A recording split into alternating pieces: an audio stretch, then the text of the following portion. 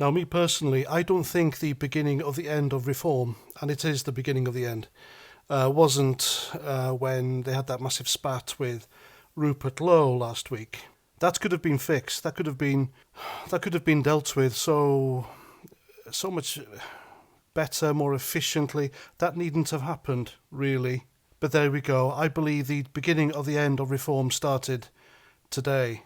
And I'm saying that because news has just come in that major Reform UK branch officers from Chester North and Neston, Ellesmere-Port and Bromborough have all resigned in a rather damning letter to Chairman Zia Youssef. And last Sunday, Dan Astley resigned as the chair of Newcastle North branch for Reform. So the rot has set in. Those cracks in Reform have widened, and they're being widened from within. And I think that's it now. It's just a matter of time, really, and it's all to do, of course, with how they handled the Rupert Lowe situation and the complete lack of confidence in Zia Youssef as chairman. People believe that the guy is there with no honest intentions.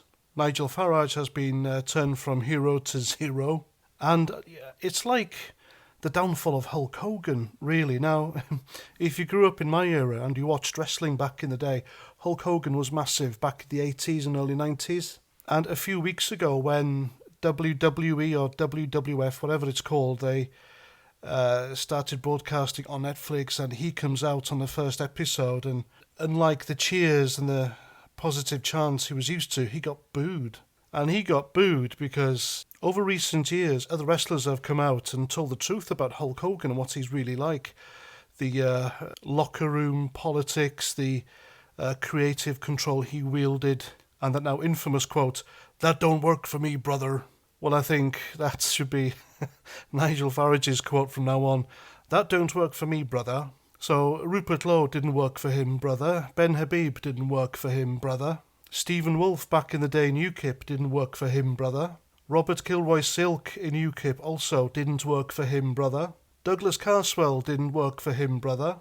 And I had a slight inkling on the evening of the Brexit votes when we won, and his reaction was like, you can see on his face, this wasn't meant to happen. It was like a Brexit doesn't work for him, brother. So there we go. Two branches of Reform UK have collapsed. It turned out Reform also closed down.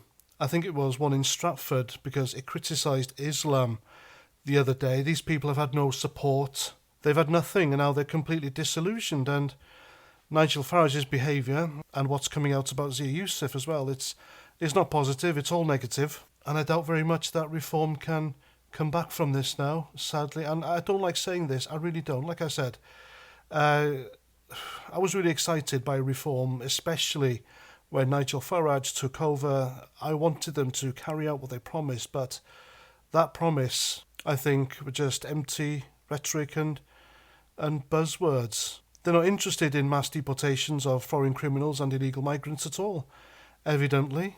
And by the way, that independently funded inquiry into the grooming gang scandal promised by Nigel Farage and Richard Tice, where is that? I'm telling you folks, we've all been duped. So there we go. Two branches closed down, one by Reform for daring to speak out against Islam, and more will follow. It'll be a domino effect and it'll be all over. I am sad to say. I'm not revelling in this whatsoever. Believe you me, it's not what I wanted. But the truth is coming out, and the truth ain't good. And that's that. I'm Paz49. Thanks for watching, and until the next time, Roger Trout.